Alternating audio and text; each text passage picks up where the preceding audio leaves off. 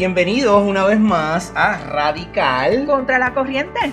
Es una gran bendición que puedan estar con nosotros en otro programa más, una entrega más de su podcast favorito. Hoy estamos en la segunda parte de un tema que es la columna vertebral, porque es la que guía para la salud de la iglesia local, y ese tema es el orden en la casa, es decir, los roles o el rol de los pastores y los ancianos. Quiero que recuerden que estamos en una serie que hemos comenzado donde le hemos puesto por título Edificando sobre la roca. Esa roca es Cristo Jesús. Quiero que sepan que estamos basados en Efesios capítulo 2, versos 19 al 21. Este segundo episodio, es el orden en la casa, pero esta es la parte 2 de ese episodio. Quiere decir que ya este sería como el tercero, ¿verdad? Sí. Sí, pero es el segundo episodio. Claro, es la continuación. La segunda parte, correcto. Claro. Entonces me acompaña como siempre nuestra excelentísima y amada Sorimar Reyes y Ángel Colón.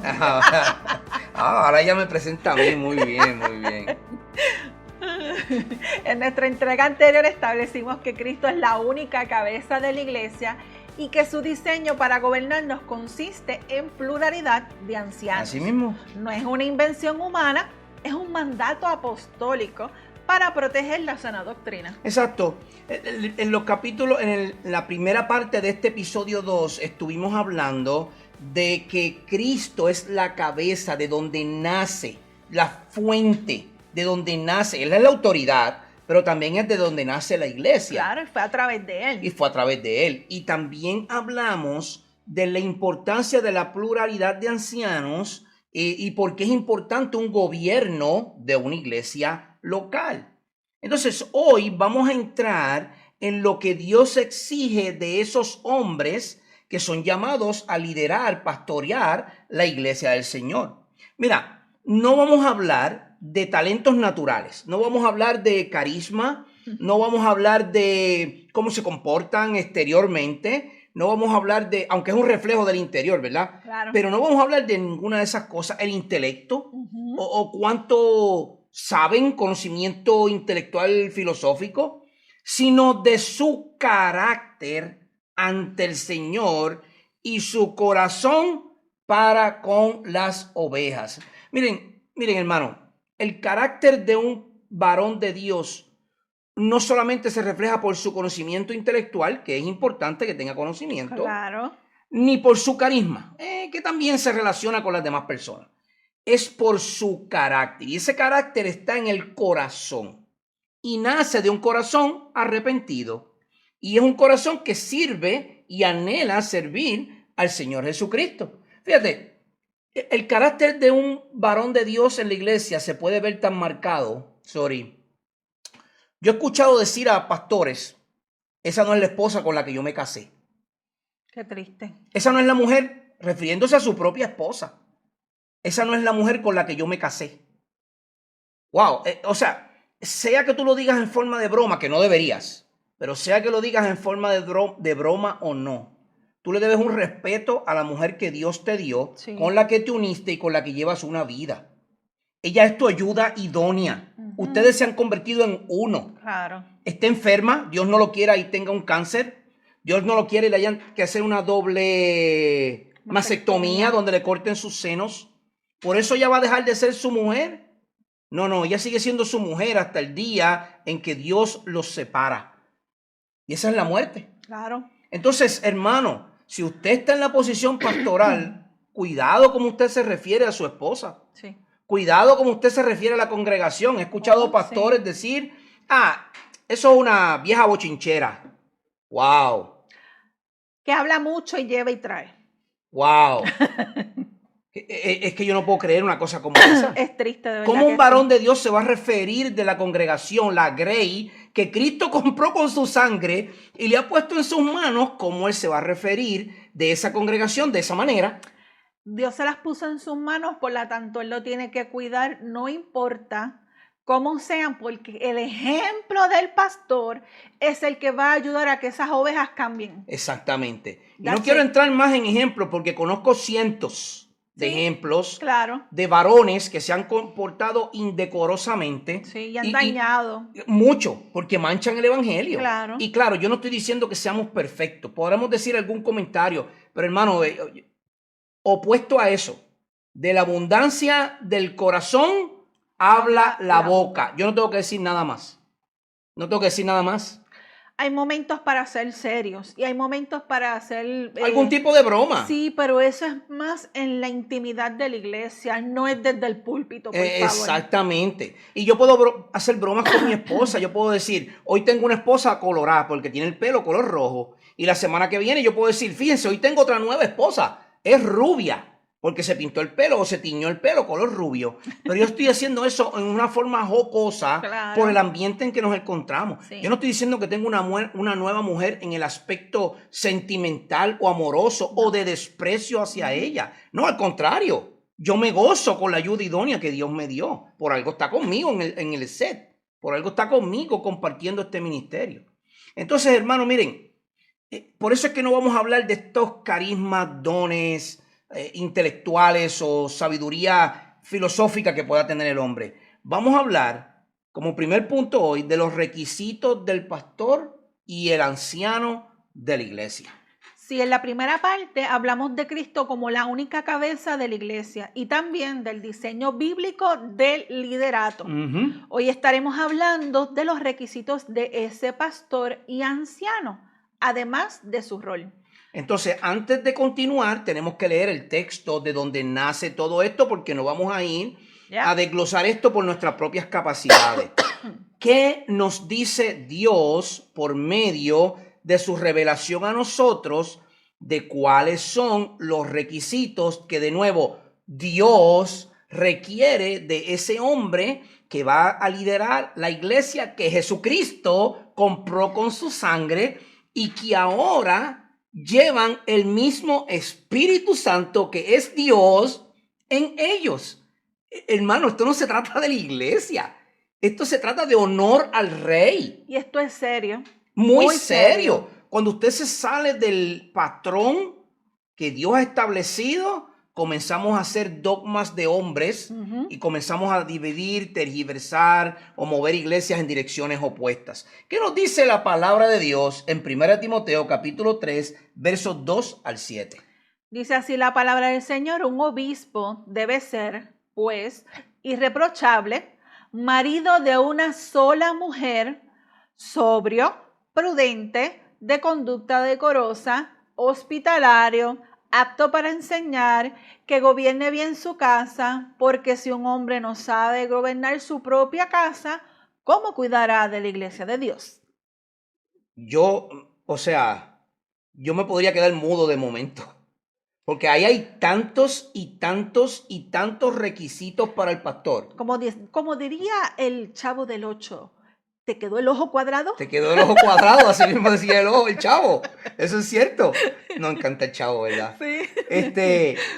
Hermanos, los requisitos del pastorado son serios. Sí. Extremadamente serios. Sí. ¿Por qué? Es simple. Es la iglesia que Cristo compró con sangre y ese líder no puede ser cualquier líder.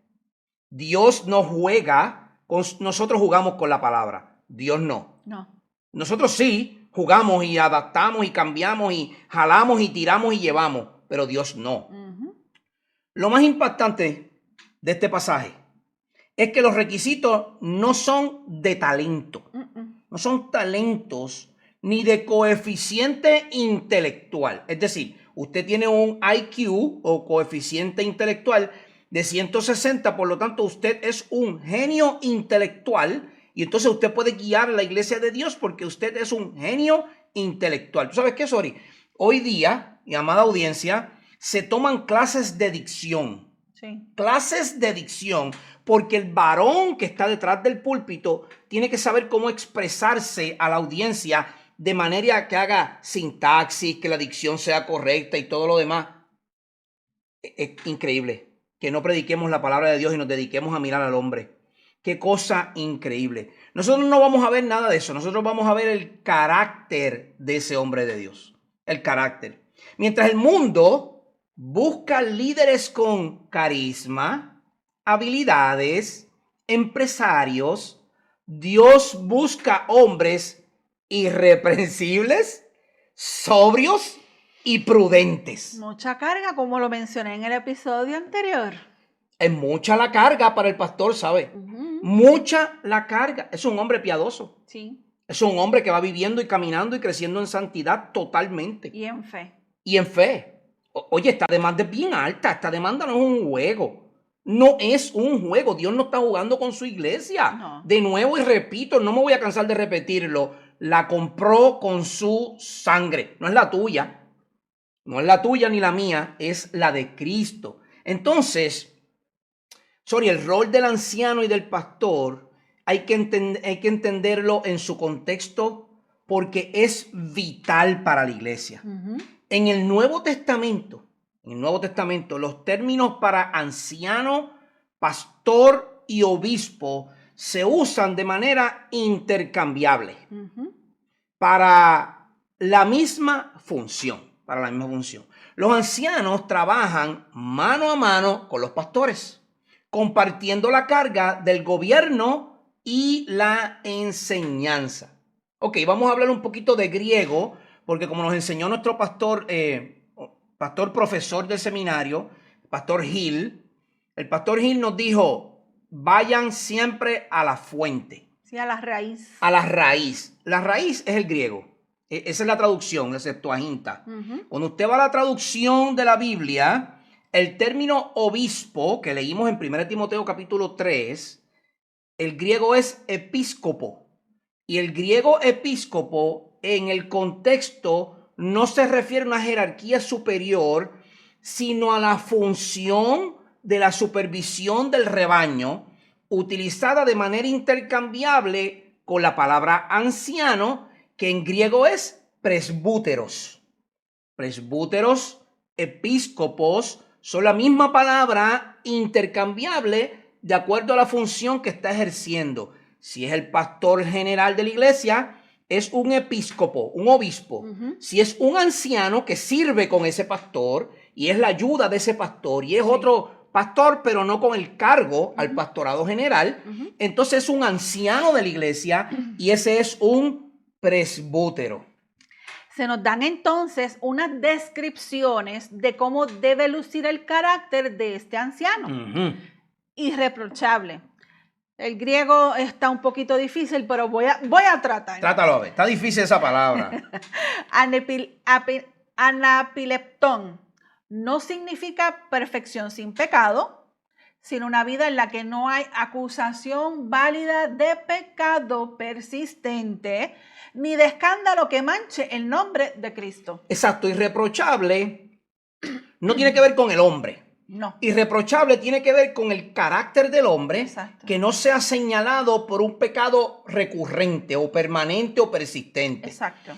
Por ejemplo, un varón de Dios, un pastor que hable mucho de su congregación o que critique a su congregación, eso es un pecado recurrente. Sí. Es un pecado recurrente y ese pastor sí puede ser reprochado. Sí. Porque igual que un pastor que está casado, que lo vamos a ver, que le es infiel a su esposa, pues también es un pecado.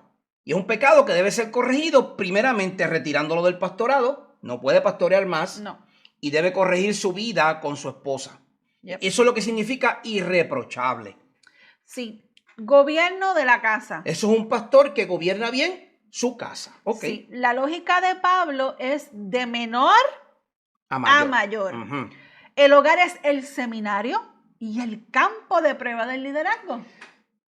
La primera iglesia que él pastorea es su casa. Tiene que ser. Es su casa. Tiene que ser. Porque si no puede pastorear su casa, la misma Biblia lo dice, ¿cómo pastoreará la grey del Señor? ¿Verdad? Sí. Y si un hombre no ejerce el liderazgo sacerdotal, sacrificial y bíblico con su esposa e hijos, su autoridad en el púlpito es una fachada hipócrita. Y yo diría que esto no solo aplica a pastores, aunque estamos leyendo una carta que es pastoral, esto aplica a todo varón. Todo varón que no pueda cuidar sacerdotalmente a su casa, que no pueda dirigir espiritualmente a su casa y que no pueda liderar su casa bíblicamente, usted no puede servir en ningún campo de la iglesia, en ninguno, porque ¿cómo usted va a pastorear la grey del Señor si la grey pequeñita que le han dado no puede trabajar con ella? Y otro de los puntos es apto para enseñar. Este es el único requisito de habilidad. Si se puede mencionar alguna habilidad, porque Exacto. vamos a ver que no. En la lista, y es también un don de Dios. ¿Por qué? Porque en Efesios capítulo 4 y vemos los dones asignados a los líderes de la iglesia, donde dice, y él mismo constituyó a unos apóstoles, a otros profetas, a otros evangelistas y a otros pastores y maestros. Entonces, el enseñar de un pastor se podría decir que es un talento, pero no lo es. No, porque es un don de Dios. Es decir, el Espíritu Santo está usando a ese hombre para enseñar con su propia palabra que él reveló a su grey. Así es como eso funciona. Sí, el pastor o anciano no solo debe conocer la sana doctrina, sino también tener la capacidad comunicativa para alimentar las ovejas y refutar el error. Correcto, es correcto. Entonces, entre las características o atributos del pastor y anciano, existe uno que ha estado en controversia desde mediados de los años 1800. Escuche bien. Eso fue los otros días. Esto es bien reciente. Esto no es los otros días. Esto no es algo que comenzó hace siglos atrás. No. Esto comenzó hace poquitito. Sí. Y esto comenzó ese movimiento del pastorado femenil. Hasta el año 1853, toda la iglesia ortodoxa, desde el año que Jesucristo asciende al cielo, claro, la iglesia empieza a tomar forma, se empieza a multiplicar. Hasta el año 1800, han pasado de ahí, desde ese año hasta acá, 1853 años, es cuando por primera vez en la historia se ordena a una mujer al pastorado. Esto ocurrió en Estados Unidos, donde ocurrió por primera vez. Y eso nos tiene que llevar a nosotros a pensar, ¿por qué? ¿Por qué luego de 1800 años, donde la iglesia en su totalidad era liderada por hombres de acuerdo a lo que la Escritura dice en 1 Timoteo 3 y en Tito, porque ahora en el 1800 tiene que venir este cambio tan drástico? Entonces vamos a ver en la exégesis o la interpretación breve. Recuerden, no tenemos el tiempo para hacer una interpretación exhaustiva, así que vamos a hacer una interpretación breve de lo que es marido de una sola mujer en 1 Timoteo 3, verso 2. Fíjate, Soria, en el griego, en el original, de nuevo, volvemos a la raíz. La frase se lee de esta manera: mías ginaikos andra. Eso es griego, que se traduce literalmente como un hombre de una sola mujer. Y por eso en nuestras Biblias dice marido de una sola mujer, porque es la traducción literal de lo que los apóstoles escribieron. Exacto. Del griego, de lo que Pablo escribió. Esta expresión no es solo una prohibición de la poligamia o el adulterio, sino que establece una cualidad de carácter.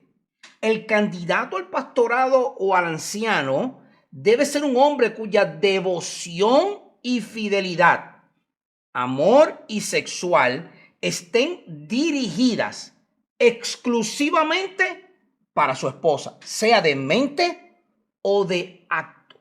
Es decir, si está pastoreando y comete adulterio, no puede pastorear más. No. Ahora, la interpretación no es que si antes de usted estar en el Señor, en el mundo, o vive una vida como todos nosotros lo hemos vivido, antes de Cristo, antes de haber sido rescatado, y usted se casó y se divorció, y los antecedentes o los precedentes de lo que haya ocurrido en Cristo no tienen importancia. ¿Usted sabe por qué? Porque han sido perdonados. Usted es una nueva criatura, la Biblia lo dice. Todas las cosas viejas pasaron. He aquí, todas son hechas nuevas. Entonces ahora, Yo pasé por esa situación. Yo pasé por un divorcio en mi vida antes de Cristo, pero en Cristo ya voy para 20 años, no me equivoco, ¿verdad? No, me... Ya voy para 20 años con mi amada y preciosa esposa. Sí. Ha estado conmigo en las buenas y en las malas, más malas que buenas. Sí. Ha estado conmigo en todos los eventos de mi vida. Me ha soportado, sostenido y apoyado. Salud y enfermedad. Salud y enfermedad, pobreza y nunca riqueza. Nunca. Pero ha estado conmigo ahí. Claro. Eso es marido de una sola mujer. Entonces, el argumento del género se encuentra en el mismo texto. Claro. Fíjate, sorry, la escritura o la estructura de esta escritura gramatical es explícitamente masculina. Pablo utiliza la palabra andra. Andra, acuérdese de eso. La palabra andra es un sinónimo en nuestro lenguaje español de hombre o varón, no un término genérico para persona. Entonces, al decir que el anciano debe ser marido, andra, de una sola mujer, el Espíritu Santo está estableciendo un requisito de género que excluye intrínsecamente a la mujer del oficio de pastor o de anciano. Fíjese, si el requisito es ser marido de una sola mujer, una mujer no puede cumplir con la descripción bíblica del canon porque se convertiría en un asunto antibíblico. Y como en muchas ocasiones, y he tenido muchas conversaciones con damas, no habían entendido este término o el oficio del pastorado. Damas, hermanas y amigas, esto no es cuestión de machismo y lo estoy mencionando en este momento, ¿verdad? Hago un paréntesis como suele hacer Pablo, porque, ¿verdad? Viene por parte de mi esposo, pero en parte mía se debe explicar bíblicamente. El cargo a pastorado es una posición que conlleva mucha responsabilidad, como mencionamos al principio y en el episodio anterior, en la primera parte. Pero nosotras no debemos enfocarnos en que queremos la posición. Nosotras tenemos muchas cosas que hay que hacer por la iglesia del Señor. Nuestro Señor Jesucristo hizo mucho con las mujeres en tiempos mientras Él estuvo aquí en la tierra. Y en la persecución. Y en la persecución nosotras estuvimos como mensajeras. Febe. Por eso te lo explico. Priscila y Aquila. Claro. Estuvimos como... enviadas por el Señor, claro. Que eso es lo que significa. Diácono, sí. Diácono. Como servidoras, como cuidadoras, estamos a cargo de muchas cosas. El ostentar la posición pastoral ya es algo más del corazón que lo que establece Dios. Exactamente, por eso es que la palabra dice el que anhela. Tiene que haber un deseo en el corazón. Lo que pasa es que muchas veces, como vivimos en tiempos del modernismo, que queremos estar en todas, el cargo al pastorado no es de la fémina. Nosotras podemos tener muy buena dicción, podemos llevar conferencias a damas, podemos llevar conferencias a jóvenes mujeres. Nancy Guthrie hace unas conferencias increíbles. Espectaculares. Y ella yo creo que habla hasta mejor que cualquier hombre predicador. Pero aún así ella entiende cuál es su rol. Nosotros tenemos muchos talentos, los cuales nos queremos quitar para entonces ostentar a unas posiciones más altas. Seamos humildes. Nosotras llevamos muchas cargas, las cuales el hombre no las lleva. Porque como en otros episodios y como en Didasco hemos estado mencionando, el hombre y la mujer somos personas iguales. En dignidad, pero distintas funciones. Claro. Porque no todo lo va a hacer el hombre. Claro. Nosotras también tenemos muchas cosas. Y eso viene desde la creación, Claro. porque en el Génesis tú puedes ver que Dios crea, Jesucristo va a la cruz y el Espíritu Santo viene a darnos redención, a redarguirnos y a salvarnos. Entonces, aún en medio de la Trinidad, tú ves que hay un solo Dios, pero las tres personas tienen diferentes funciones. Claro. Entonces, ¿cómo conectamos esto al orden de la creación, que es lo que acabo de decir? Exacto. Este requisito no es un rastro del patriarcado cultural de la época, sino que está anclado en el diseño de la creación. Y ahí es donde nace. Claro. Pablo refuerza esto más adelante en 1 de Timoteo, capítulo 2, versos 12 al 13, donde prohíbe a la mujer enseñar o ejercer autoridad sobre el hombre, basándose no en la cultura de Éfeso, sino en que Adán fue formado primero y después Eva. Correcto. De hecho, si se le quiere pedir a alguien cuentas de lo que pasó, Dios no le pidió cuenta a Eva. Dios llamó a Adán, ¿dónde estás? Él no llamó a Eva. Claro. Bueno, imagínense la responsabilidad tan grande que tiene el hombre en este rol. Pensemos, hagamos las cosas lógicamente y no por emociones. Claro. El liderazgo de la iglesia es una extensión del orden que Dios estableció para la familia. Entonces, hay unas malinterpretaciones modernas y el rol llega a ser un rol antibíblico. Claro. Hoy en día, hermanos y amigos, se intenta interpretar este pasaje a través del ojo, del prisma, del igualitarismo, que somos iguales. Que eso lo enseña el mundo secular, sí, argumentando que marido de una sola mujer en el texto es simplemente una expresión cultural para decir fiel a su cónyuge sin importar el sexo. Pero es que eso no es lo que dice el texto original. Volvemos al original, dice varón. Sin embargo, esto presenta graves problemas, hermanos y amigos, porque viola la analogía de la fe. Sí. La Biblia se interpreta ella misma. Usted no puede interpretar la Biblia de otra fuente que no sea a través de ella misma. En todo el Nuevo Testamento, el rol del anciano, pastor u obispo se describe de manera consistente en términos masculinos. Nunca lo va a ver en términos femeninos, y no me venga a hablar de Débora, no me venga a hablar de Esther, no me venga a hablar de Ruth y Noemí, no me venga a hablar de ninguno de esos casos, porque todos esos casos fueron momentos exclusivos en el antiguo pacto antes de que comenzara la iglesia del Señor Jesucristo. Sí, y ahí entonces vamos a lo que es la confusión de funciones. El error moderno confunde la igualdad de valor ante Dios.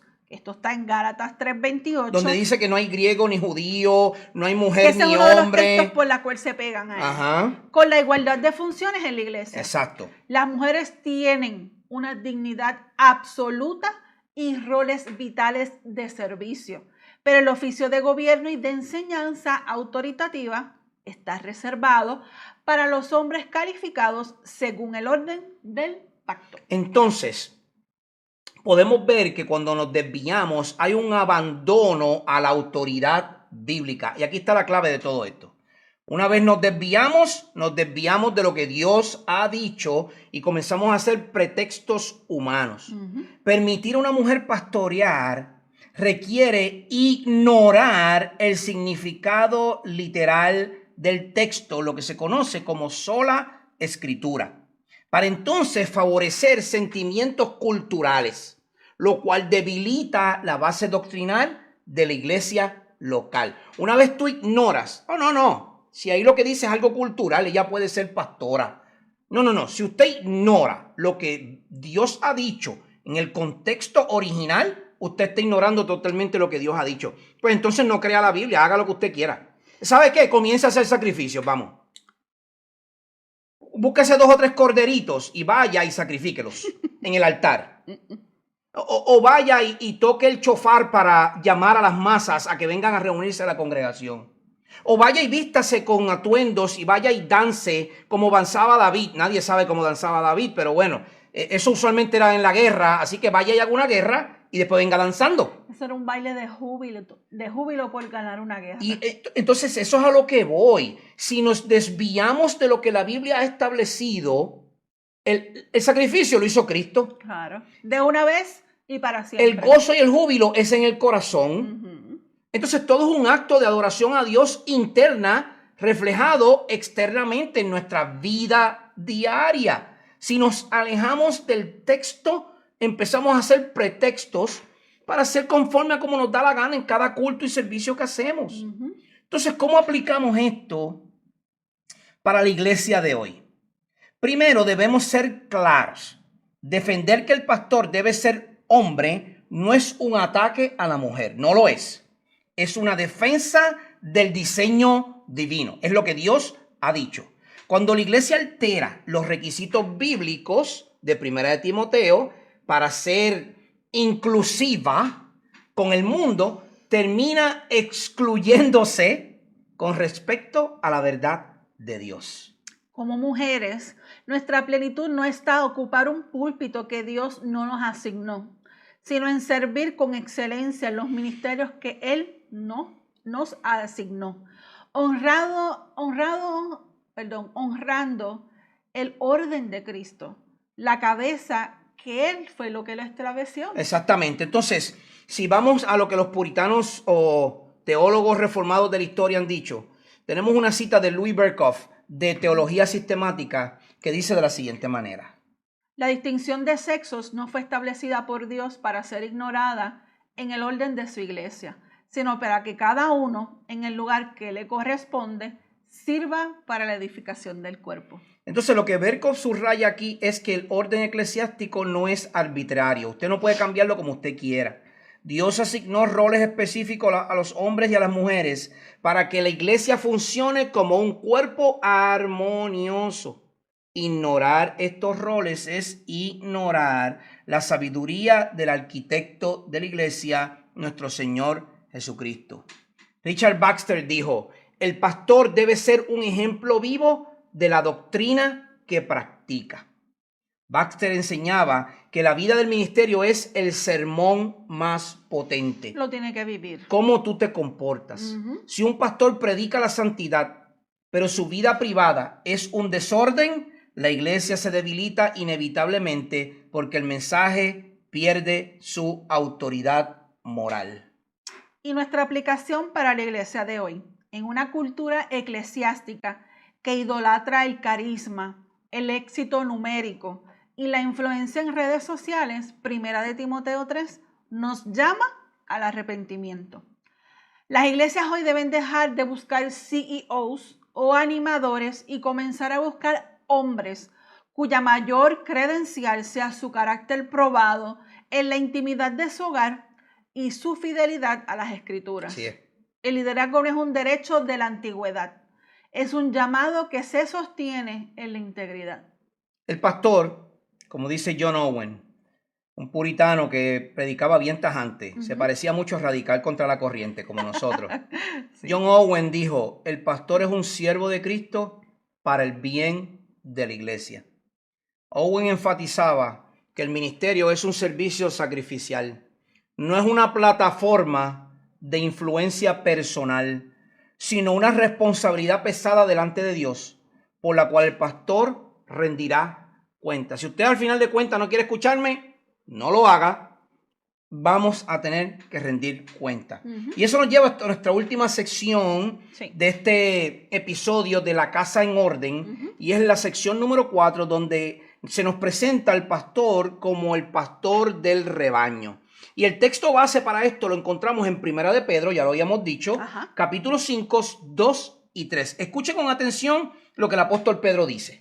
Pastoreen el rebaño de Dios entre ustedes, velando por él, no por obligación, sino voluntariamente, conforme a la voluntad de Dios, no por la ambición de ganancias deshonestas, sino con profundo deseo, tampoco como teniendo señorío sobre los que han sido confiados, sino demostrando ser ejemplos del rebaño. Qué precioso ese texto, me encanta.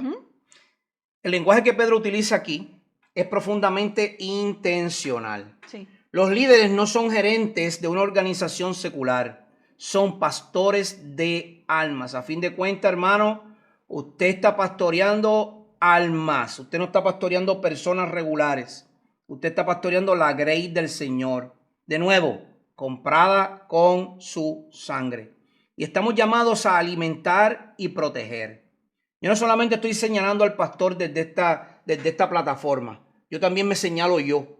Porque si yo no puedo liderar mi casa, yo no puedo liderar estos video podcasts, ¿cómo yo puedo liderar la grey del Señor? ¿Cómo yo puedo enseñarte a ti si mi vida no refleja una vida santa o una vida pura? Claro que soy un pecador y que fallo.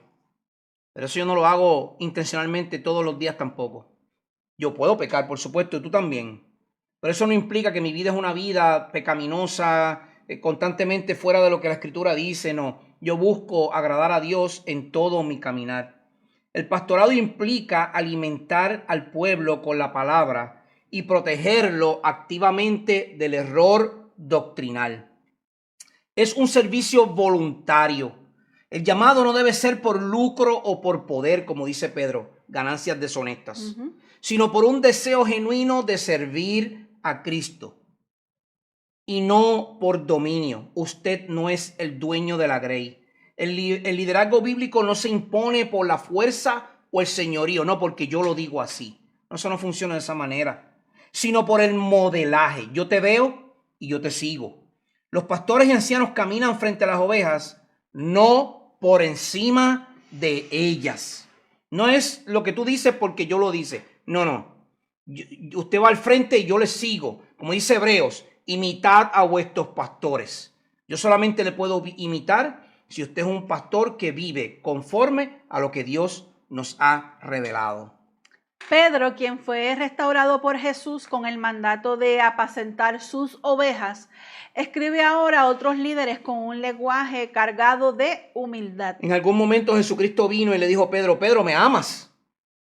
Te amo. Pedro, ¿me amas? Sí, Señor, tú sabes que te amo. Pedro, ¿me amas? Y se usan dos palabras diferentes, ágape y fileo. No vamos a entrar en esa discusión ahora, pero Jesús lo hace con toda la intención. Claro. Y por tercera vez Pedro le dice, Señor, tú conoces todas las cosas. Tú sabes que te amo. Y el Señor Jesucristo le dice, apacienta mis ovejas.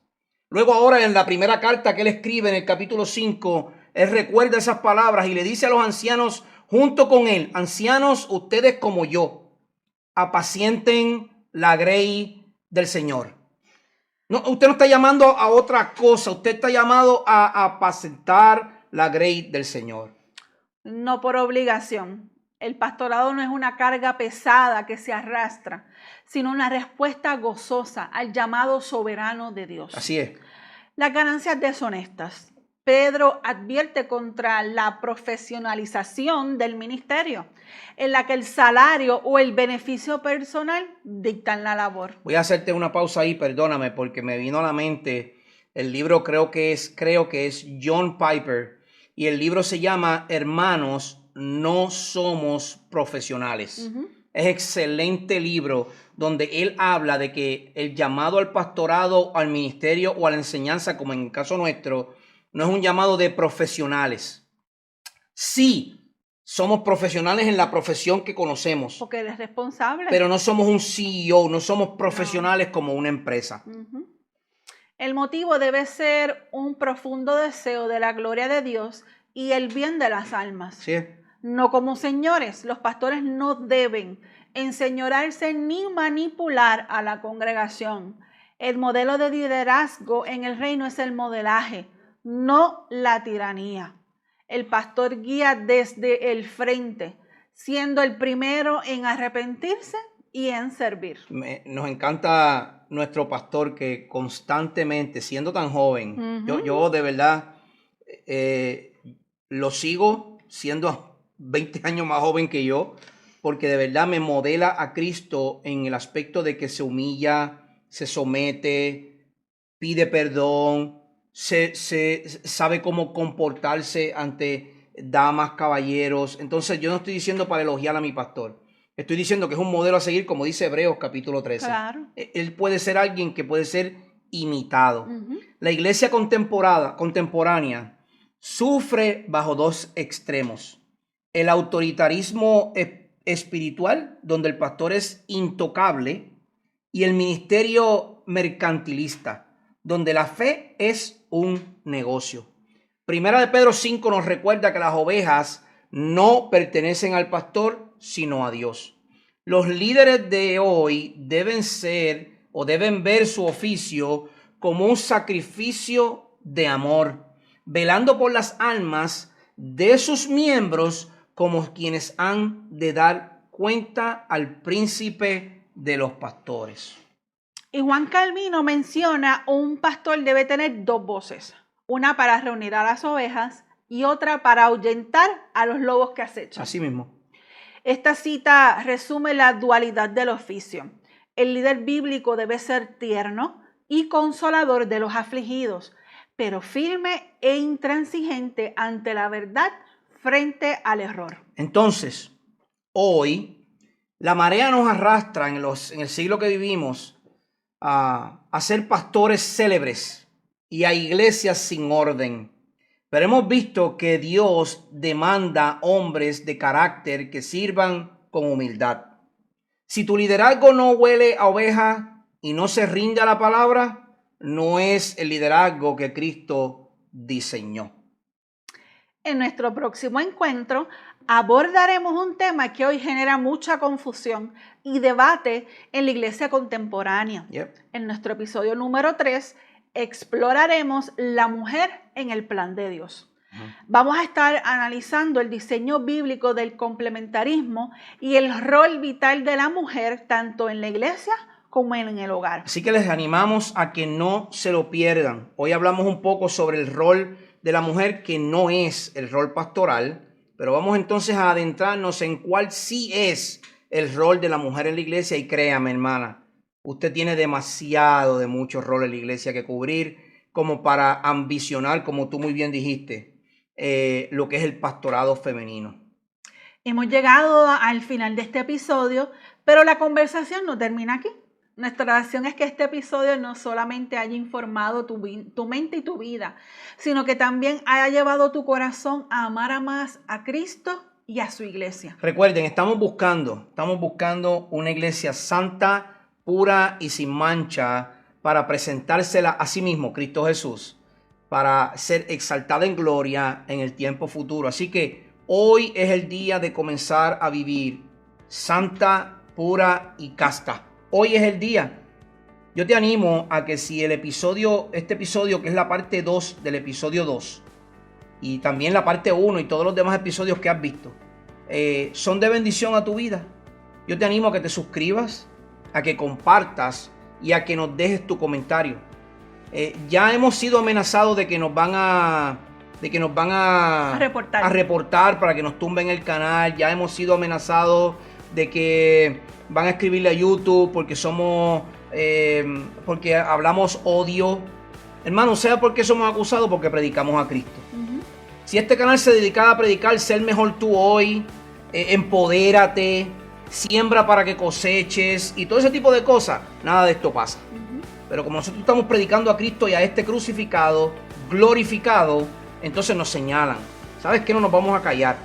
No nos vamos a callar. Nosotros vamos a predicar a Cristo día y noche, porque nuestra vida está sostenida en Él. Por su gracia somos salvos. Así que yo te animo a que compartas, comenta. Déjanos tu petición de oración para orar por ti. Tú no sabes qué otra vida pueda necesitar de este video. Si hay alguien más, compártelo a liberalidad. Gracias por acompañarnos. Siempre manténganse firmes, caminen en gracia y vivan para la gloria de Dios. Este fue Radical Contra la Corriente. Les habló su hermano en Cristo y amigo Ángel Colón. Ha sido una grata bendición haber podido estar con ustedes en otro episodio más y espero verles la próxima semana en un nuevo episodio. Será hasta la próxima. Ángel Colón les habló. Y Sorismal Reyes. En Radical Contra la Corriente. Dios les bendiga rica y abundantemente.